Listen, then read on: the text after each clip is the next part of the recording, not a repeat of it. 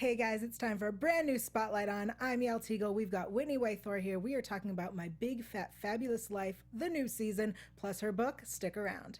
You're tuning into the destination for TV superfan discussion, AFTERBUZZ TV. And now, let the buzz begin. Hello and welcome. It's time for Spotlight On. I'm so excited. My girl, my sister, Whitney Way Thore is back. Welcome. Hey, good to see you again. So good to see you. We got a whole new season coming out tomorrow. Yes. So that's right, guys. June 8th on TLC, the new season of My Big Fat Fabulous Life. Let's talk about the new season because a clip was released. That's all we've seen is this clip. I love was released. It was like, it released. feels very ominous, doesn't it? It was an ominous clip.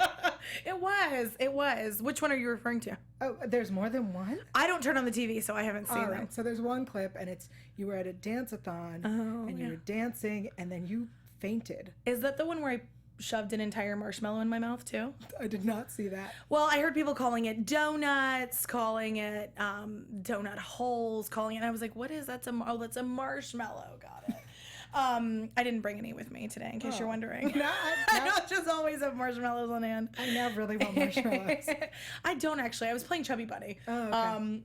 And that's why I don't think I swallowed them because I don't love marshmallows. But yeah, you know the game where you. Yeah, no. And I always win. I always win because I have the biggest mouth. Yeah. Duh. Take that how you want to take it. We're gonna play sometime. It's gonna be great. But in the clip, you're dancing, and you said you're 3/4 of the way through, and you can't even lift your arms. And then you sit down, and everyone's worried about your breathing, and then you pass out. Right. Yes. Tell me that's in the season premiere so we can get answers. It is in the season premiere. Okay. If you watch tomorrow, you'll get the answers. Okay. Yeah. Because I'm like panicked. I don't know what's happening. Right. So through our last 2 seasons, we have learned so much about you. We've seen you go through so much. What exciting stuff is coming in the new season? Well, there's a lot. You know, the cameras just left me a few days ago, and I'm so scattered. It's been so long and so stressful this time. I'm trying to think. There's so much going on, like usual. Some things that are a little hard for me personally. Okay. Going through some things. I may or may not be on Tinder. Okay. And Bumble, actually. I just discovered that one for anybody out there. Are you liking Bumble? I don't know. I literally just did it 15 minutes ago. Okay. So I haven't had time to explore, but I'm like, this is an interesting concept. Yeah. No, there's a lot. Of course, there's what you see in the premiere, which is kind of an overarching theme, I think, that carries on throughout the season, which is me trying to figure out how to execute self-care properly, which is kind of embarrassing because I'm 32 and whatever. I just bought my first house and stuff like that. But I'm like, how do I feed myself 3 times a day? But that's part of, I think, what we do on My Big Fat Fabulous Life is we are vulnerable and we show everything. And I try to remember that it's not so much about like my ego and how I might feel or how embarrassed I might be. It's so that other people can connect with me and feel better about themselves. So I try to keep that in mind.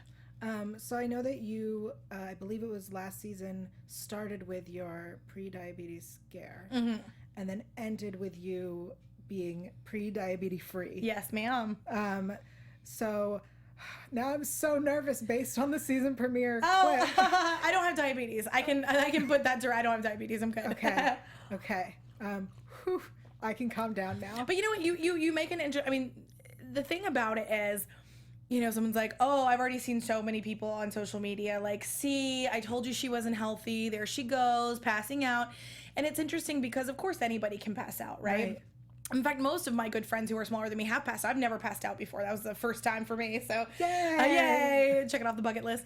But it's so interesting the way that we view that in context of a fat person versus a thin person. If a fat person passes out, I must be on death's door. It must be this crazy condition that I've got and whatever. But if a thin person had like gotten overheated, hadn't eaten the whole day, and was coming off a cold, it would be like, oh yeah, you just, you got dizzy or, you know, whatever, your blood pressure got low when you stood up. So it's really fascinating to kind of see the conversation around that when it involves a fat person versus just a normal person, so to speak. Absolutely. So yeah, it's been I won't say cool, but it's been interesting. Yeah. I love that you work so hard to open these dialogues and like bring up the discussion that needs to happen. And so your book, which I have right here, Yay. I read it cover to cover. So excited. I do it with the lights on. Also the name of the book. Yeah. Just so I see what you did there. Oh, yeah. I see what you did. What a great title, first of all. But Thank also you. you tell your story in a way that is so, I felt like I was listening to you just talk to me and tell me your story. Oh, good. And it's, I mean, you call me sister in the book so many times. Yeah. But like you open the dialogue and you'd said that you talk about how at the end of the second season, when you were when you got a clean bill of health, that you felt almost, I don't want to say guilty, but you felt like that wasn't what you wanted people to understand. You'd said that you want people to understand that, life is always moving. Right. Yeah. Yes. Is there something in the book that was really important for you? I mean, the whole chapter on feminism was so important, but is there a part that you felt was the most important? Oh, I think the last chapter is the most important. Yeah. Absolutely. Because I think it not only offers, research and statistics and facts for people who don't understand, weight discrimination and things like that, or the relationship between weight and health, but also it just, for me, dismantles the biggest misconception about body positivity, the biggest criticism. I mean, I can't really hope that people can have their whole minds changed if they're committed to hating you, but the thought that somebody with a pliable mind maybe, I think, could read that chapter and change their mind. That's how I feel about it. I mean, that's what I hope it could accomplish. So to me, that is the most important thing in the book. Yeah. When you were telling your story, how was it, the process of writing the book? Nothing like what I thought. So star. I only had 4 months to write it. It got pushed, so I lost half of my time, so that really freaked me out. And I kept looking for ways to write it well, and nothing worked like I thought it would. I was shooting 50 to 60 hours a week while I was trying to write this book, and I started on my laptop, and then I was like, oh, I'm just not really comfortable. I think I need to buy a desktop computer because I should probably be sitting at a desk. So I bought a desktop computer. I got a new desk from IKEA. I decorated everything. I lit a candle, and I was like, okay, nothing's different. And then I was in my car on my notes app. I was downloading stuff to talk into, but I talk way too fast for any of the things to pick up what I'm saying. Yeah. So it was just and even now I'm when did I write that? How did I don't even know, I can't really picture myself actually having, sat down and done all that, but I know I did because I'm looking at it. Yeah, so it's right here. I read it. But it's so weird. It came from just a million different directions. I'm glad it's done. I do hate that I didn't have more time with it, but it's but writing a book is one of those things. My editor said if you didn't have a deadline, you'd write until the day you die. And I'm like, well, that's true. I'd still be on chapter 1 for sure. So is your writing the book in the new season? Do we get to watch you do that? No. Oh. And I laugh at that sometimes. I'll be in interviews or something for the show, and I'll be like, I didn't sleep last night. I'm so tired. I just have so much to do. And I'm wondering, I know that that's one thing that is not in the show at all. And people at home are like, bitch, you sat on your couch all day today. What did you do? I'm like, no, really, y'all have been doing stuff. I've been working really hard. So, yeah. That's I think the biggest fear anyone has when they're like, I want a reality show. Right. And they think, today I sat on the couch. Yeah. Shit. That can't be in my reality show. Right. But it is funny. I mean, because something like the book that would break the kind of the fourth wall, right? I mean, when we're filming the show, we don't talk about the fact that the show exists. So we wouldn't talk about the fact that I'm even a person who could write a book, because who am I? And to the viewers, I'm just, me. Yeah. So it doesn't really fit in with That's crazy. everything. Yeah. It's so many levels of Inception. I get confused all the time. What is my life? Because I'm always confused. In the book, you talk about the show. Right. Well, see, this is the meta. This is the book is the big picture. Yeah. And then it's oh God, what is it? So this is the book. And then I guess this is the show. No, this is the book. No, this is my life. Right. This is the book. This is the show. I feel like the show. Okay. Doesn't it have to be that way? I don't know. I feel like this is the book, this is your life, this is the show. Now I'm confused. Oh, is that right? This is the book. This is my, maybe that's right. I don't know. I'm confused. Yeah, I don't know either. I'm confused myself. I want to talk about the No Body Shame campaign that you have. Yes. Because that's a huge, amazing, wonderful thing. Thank you. And you talk about a little bit in the book how you started it, which was just, you posted a photo and went, no body shame. Right. And thus the campaign begins. Yeah. Why is it so important to you? I mean, that's such a silly question. Why is it so important to you? It's the question I get all the time. Yeah, no, thank you. I mean, it's important to me because it's something that's kind of tangible. I mean, it's not like, you're like, oh, what is it? I mean, I don't know. It's an idea, it's an idea. And luckily for the internet, things can travel just with hashtags, Right. It doesn't take a whole lot more than that. I mean, yeah, there's t-shirts and water bottles and stuff like that, but it's mostly an idea. It's like a philosophy. So it's important to me because, and if you read the book, you read about how my struggles with body image started like from the minute I was aware I had a body, which is really normal. I think most people can identify with that. And I wonder, why we don't have education and curriculum based around self-esteem, self-confidence, and stuff like that. We have drug education, we have sex education. Like, where is the education that teaches us how to value and love ourselves? Because it's an uphill battle. So with No Body Shame, I mean, that's what's important to me is spreading a message to everyone, all ages, sizes, colors, races, abilities, everything, until the day I die. I mean, that's what I want to do and why it's important. When you first started, did you think about, when you first started, you were thinking, I'm not ashamed of my body. Right. No body shame. Right. Did you think about all the other people that this would touch? No, I had no idea. And what's really crazy to me is, a lot of times I'll get like emails from someone who's saying, they're like, oh, I'm typing this for my grandmother, like she's 97 or something, like she watches your show and she just wants you to know that, she's decided that now maybe it's not too late to change her mind about her body. And I'm like, dang. If I think like, what's the goal of it? The goal is that, and I have like 5-year-olds whose moms write to me for them. Right. And I'm like thinking if fewer of these young girls could turn into these 90-year-old women, that would be my goal. If some of us could make it through without having to go back and rewire our brains, without having to go back and unpack all the BS that we get told, maybe we could just get it right to begin with. Wouldn't that be amazing? Yeah. You say in the book that, and it's so sadly true, that it's body shaming is the like only acceptable thing we can discriminate against anymore. How did you discover this? Well, I just think it's common sense. I mean, if you look around the world today, obviously we have plenty of racists, even in our, so plenty of racists and bigots and, homophobes and everything else. Of course, they exist everywhere. But at least we have a cultural discussion and there's like a backlash, at least from some people. There's a consequence to having these kinds of opinions. But fat people just get off like pretty much unscathed. People who discriminate against fat people get off unscathed. And it's just kind of like, why is that? It's why are we, like, there's no one advocating for us. There's no like, oh, Johnny, you shouldn't say that. When we make fun of fat people, why not? Right. And I know a lot of it is because people think that being fat is a choice.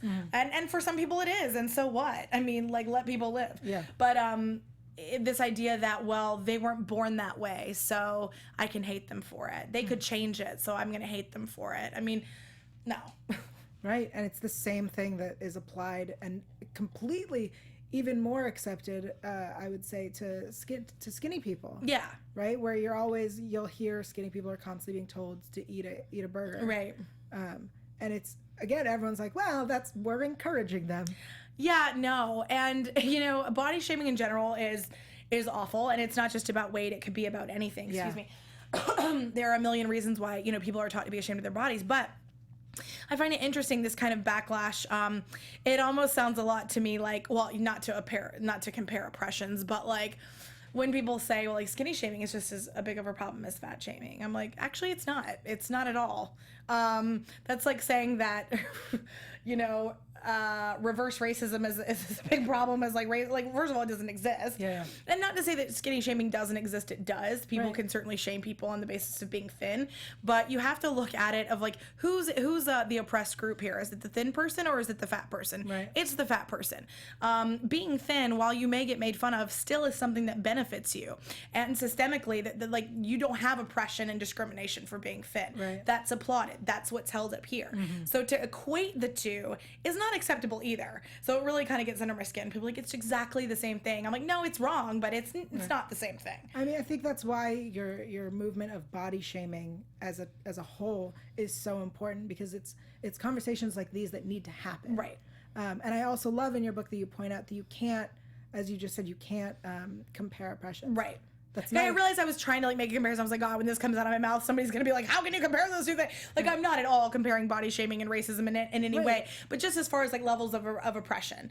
Right. So I just think that's something that I've really learned a lot about too. I mean, the older I get in the last few years, I've really started to think about my own privilege in certain ways, and how, you know, I have privilege of being white, but I don't have privilege for being fat. I don't have privilege because for being a woman, but I have privilege, financial privilege. Like I have it's so multifaceted. Right. It's not just like one and done, this is your privilege and this is what you don't have. It's so many complex layers.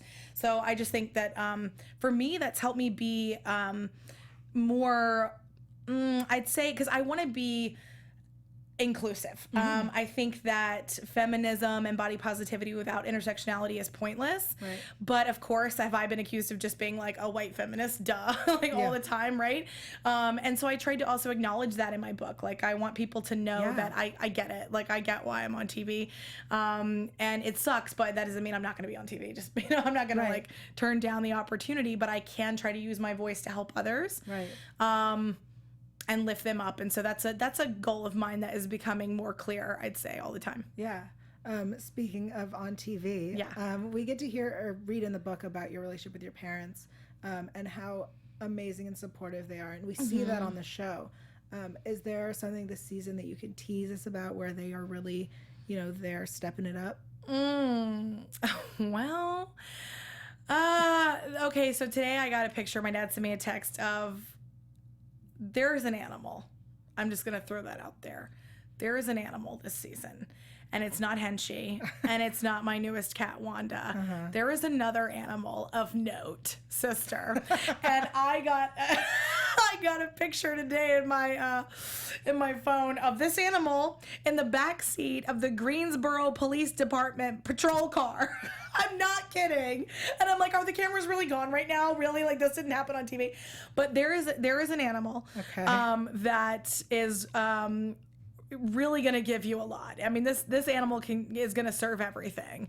And I'm not sure which episode this animal first appears.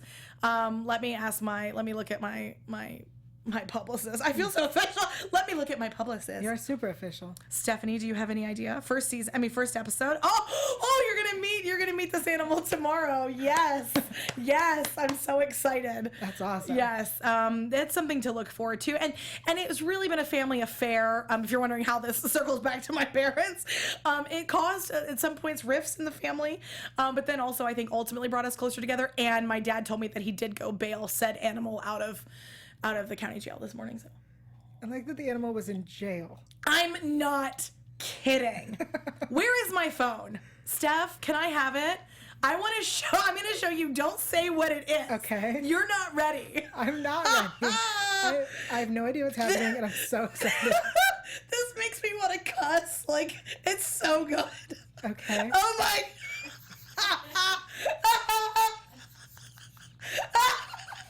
Please zoom in on that face.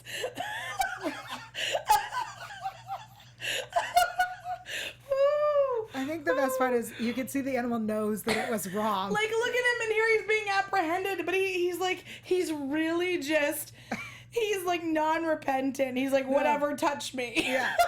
I love that. Ooh. Oh my gosh. And I don't know who that little girl is, by the way, in this picture. I have no idea. That's not like a new family member or anything in season 3. Some girl just shows up. I think the first photo where this animal is just like, yeah, I got arrested. What of it? Yeah, what of it? Exactly. exactly. Please tell me what of it. Yeah. That was not the animal I expected. Oh, it kills me. Yeah. It's never a slow day at the Thore household, Lord. I'm so excited for the new season. And the animal. I'm excited for everyone to see it. Now that we've talked about it. Yeah. Oh, that's crazy pants. Uh-huh. Do you know anything about season 4 that you can say? Oh, no. I mean, I wouldn't know. I've never known until, we get ratings. Yeah. So it happens sooner, like, I think after season 1, I want to say 2 or 3 weeks in, I knew we had season 2. But then after season 2, I think I waited like a month after it was done to know that I had season 3. So it just depends, I think, on what the ratings are and when and all this other factors that nobody tells me anything about. So I can't really explain it. I don't know. But, I don't know. It's been such a hard 6 months. There is a cost to doing reality TV. I mean, it really is. And people can like roll their eyes and say, oh, you signed up for this. It doesn't matter. Yeah. And that's a really peculiar thing I've seen recently is people being like, you deserve everything that comes to you, good and bad, because you signed up for this. I'm like, actually, no. Like, when does it make it okay to be a horrible person to someone else or to be judgmental or to do whatever? Like, just because that person is either signed up for it or even, if we look at people like, actual famous people, like, oh, they're famous, it doesn't matter. Like, it does matter. They're still a person. Yeah. So I've been trying to juggle, like, kind of what my boundaries are for me to say, like, okay, I get it. Like, I'm on TV and I share a lot of my life, but I still have some boundaries and you can't really say this to me or do this to me or I don't deserve this or whatever. It's gotten to be like a lot of pressure and it's hard to juggle at times, you know? Yeah. So I'm going to therapy and stuff. Is that on the show? No, because the show's what drove me to it. No, I'm kidding. I didn't. I started seeing her just recently. Okay. And I kind of thought, I wondered. I wonder, like, she wasn't cool with like the breaching the confidentiality thing, but I was like, you know what? That's okay. Maybe I can have one thing for myself.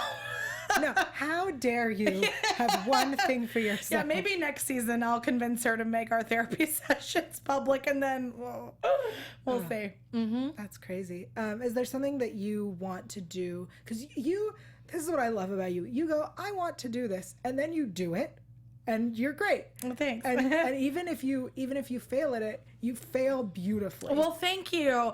That's one of the nicest things anyone's ever. We just at the end of the season there is a dance competition. It's a style of dance that I'd never attempted in my life. We had very few rehearsals, and we decided to enter a competition. Which part of me was like, I remember like crying to Lenny, and I was like, why am I doing this? Like, I shouldn't be doing this. I'm not prepared. Like, this is ridiculous. I'm gonna look like a joke. And he told me, like, Whitney, you're the ballsiest person I know, and just do it. And so I just did.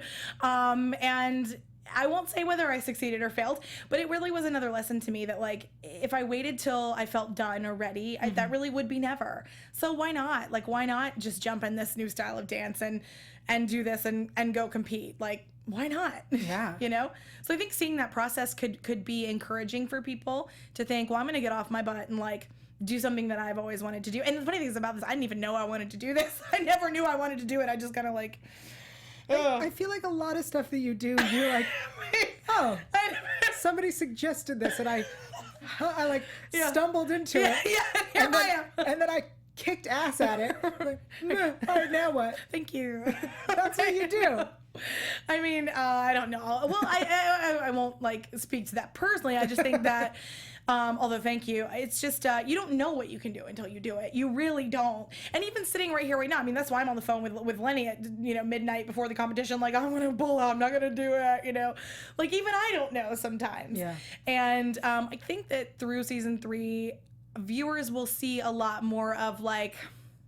Because I know, like, I've been kind of a crazy person lately and really scattered and stressed and everything. And that's inevitably going to be on camera because that's what my life was. So I think it sends a message, though, that we don't have to be perfect to be fabulous or anything like that. I hate it when I hear from people and they're like, well, I'm just not like you. Or like, I don't have, like, you have this, this, and this. And I don't have that, so I can't be like you or whatever. I'm like, no, sister, like, I do not have it together. Like, I really don't. Can we cuss on here? We already have. Okay. I don't have my shit together. Like, I don't, you know? I mean, in some ways, sure. And in a lot of other ways, no. And I don't want people to watch the show and think I'm some other person living on some set, like, being famous and happy all the time. Like, it's not, you know? I literally, and I'm losing it right now, I'm literally a real person with tons of problems and, like, you know, things to deal with. And if somebody could watch the show and remember that, and they can think I'm so amazing and I'm so fabulous and I'm doing all these great things, which that's true, but also this right here is true. Yeah. Like, it's, you know, so I try to not get caught up in like, oh, I'm not going to look on TV, or, you know, this was really stressful and I don't want people to see that. Like, I do want people to see it. Because we believe that, like, we're not good enough unless we're perfect, or we don't have it together unless we have everything together. And who does that? Like, nobody does, right? So that's what I try to, like, focus on. Yeah. And think, like, maybe that's actually sending a good message and not something I just need to be embarrassed about. Well, I think that's what's so amazing and loved about your show, right? Like, reality is everywhere, but this show is about actual real people. Yeah. And you're like, I'm going to look stupid and I'm going to do it. Right. And it's here great. comes Boo Boo with the tissue. Thanks, Boo Boo. Thanks, Boo Boo. Oh, Boo Boo's the best. Boo Boo. I love that Boo Boo's here. So do I. Boo Boo is, hopefully if we get a season 4, you'll see Boo Boo on camera some more. We have, like, it's crazy things you don't think about, but, you know, it depends on people's work schedules and what kind of job you have and while they, you know, all this kind of stuff. So, you know, there is a lot of my life that you don't see, but it never feels right for me to say that it's not an accurate representation. Sometimes I'm like, there's so much more, because I mean, there is obviously, but I'm like, yeah, but that's kind of like, that's really kind of how it is. You know, that's pretty much true. Yeah. Except sans Boo Boo. Yeah, you can catch her though if you look, and she comes out now and again to some things. Squint your eyes and look close. I mean, she's also all over the book. She is all over the book, of course, yeah. Let's talk about the philosophy of doing it with the lights on. Okay. I hang out with Boo Boo a lot with the lights on too. My mother actually thought that we really were together. Oh. Like, she thought that I was dating Lenny and that Boo Boo was like my side piece. And she explained this so calmly and like just that it was just the way it was. And she was like, Whitney, I've always known it. I mean, and I was like, what? You've always known what? And she was like, that you and Boo Boo are lovers. And I was like, what?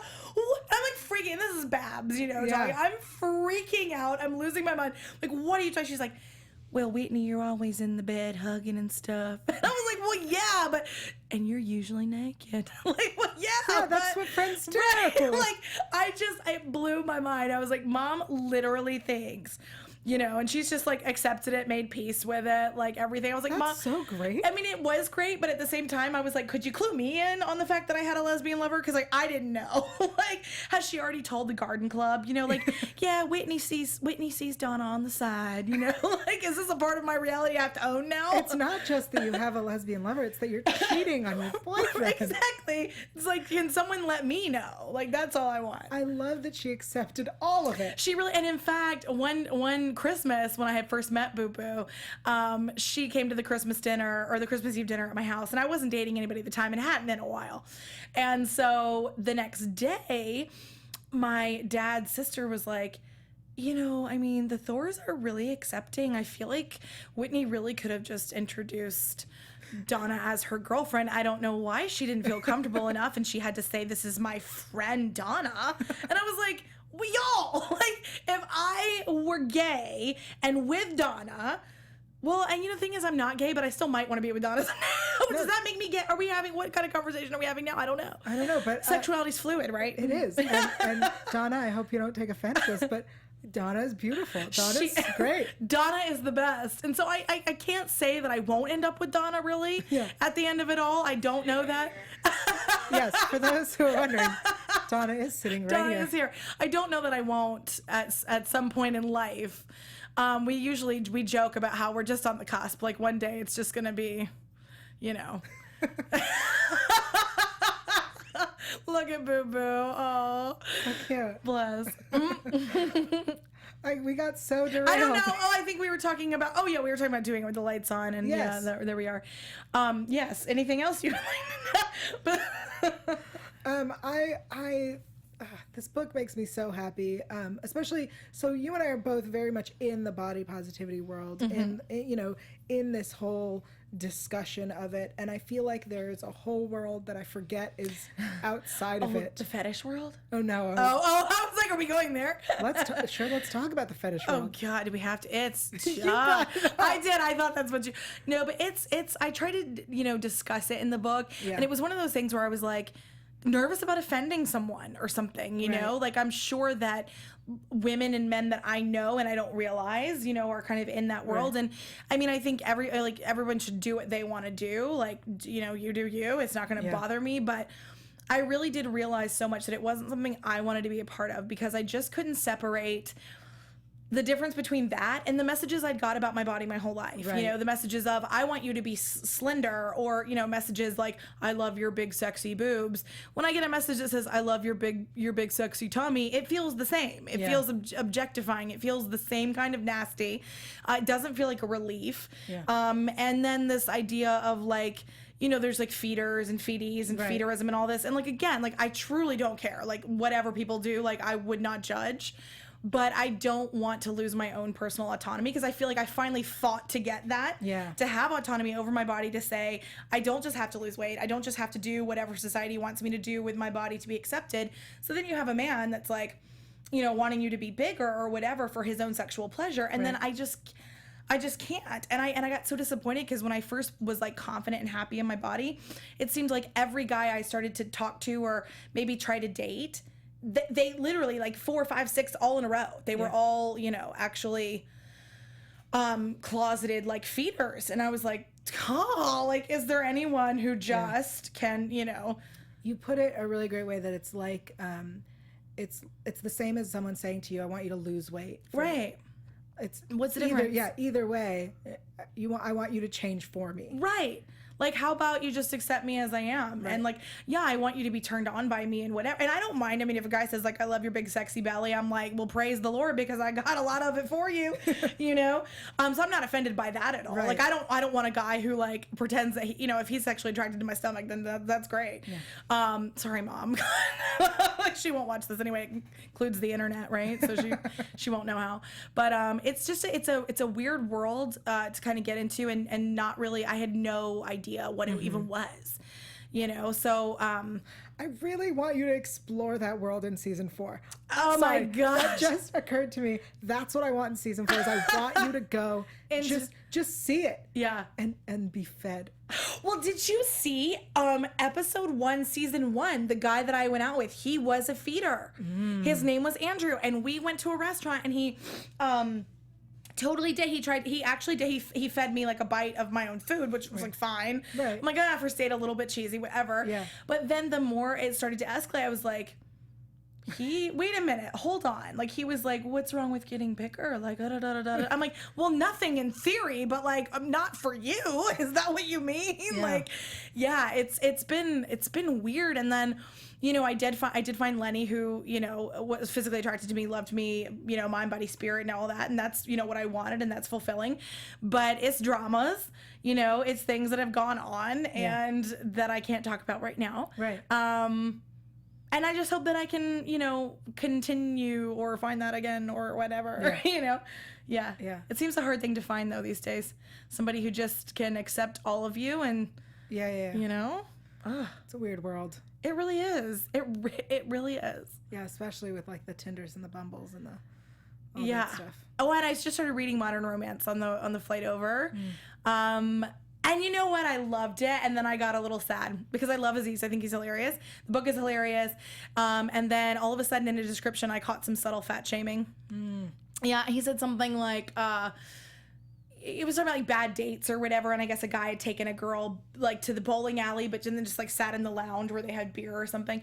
He was like, yeah, I guess if you want to watch a bunch of fat guys like bowl or something like that, then that's the place to go. And I was like, oh, but why? Like, why does it have to be bad that they're fat? It's like, I actually made a mental note of it, where normally, I mean, we don't even think about it. We just skip right over it. But these days, not a lot gets past me. So I was like, all right, Aziz, I'll take a point off. 1 point, I'll take it off. But it's all right. He'll make it up to us. Yeah. It's really good though. It's all about like, you know, the culture now and how marriage used to be different and like how do you date and like dating apps and just kind of like always, you know, being hyper connected to everything. It's really interesting. Yeah. Awesome. Well, thank you so much for joining us. You're so welcome. I'm so happy to have you back. Everybody, I Do It With the Lights On and the book is available now everywhere. Yes. It is now everywhere. It is now everywhere. But also, season 3 premieres tomorrow on TLC. That is tomorrow, June 8th. Set your watch. Is that a thing? If you have an Apple Watch, you could set it. Yeah. Thanks. I was like, I did this and went, who wears a watch? Your phone. Set your phone to remind you because you have to watch it. You have to be there. Thank you, Whitney. Where can everyone find you on Twitter and Instagram and all that good stuff? On Twitter, my name is Whitney Way. Yep, that's the I think one. about it. Instagram is Whitney Way Thore, and you can find me on Facebook. Just search Whitney Thore, and of course, nobodysshame.com. Yeah, of course. And you know where to find me. I'm everywhere at Yael.tv. That's YAEL.tv. I'm also on Twitter, Instagram, YouTube, Facebook, everywhere at Yael Tygiel. That's YAELTYGIEL.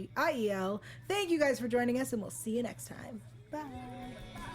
From executive producers Maria Menounos, Kevin Undergaro, Phil Svitek, and the entire AfterBuzz TV staff, we would like to thank you for listening to the AfterBuzz TV network. To watch or listen to other after shows and post comments or questions, be sure to visit AfterBuzzTV.com. I'm Sir Richard Wentworth, and this has been a presentation of AfterBuzz TV. Buzz you later. The views expressed herein are those of the hosts only and do not necessarily reflect the views of AfterBuzz TV or its owners or principals.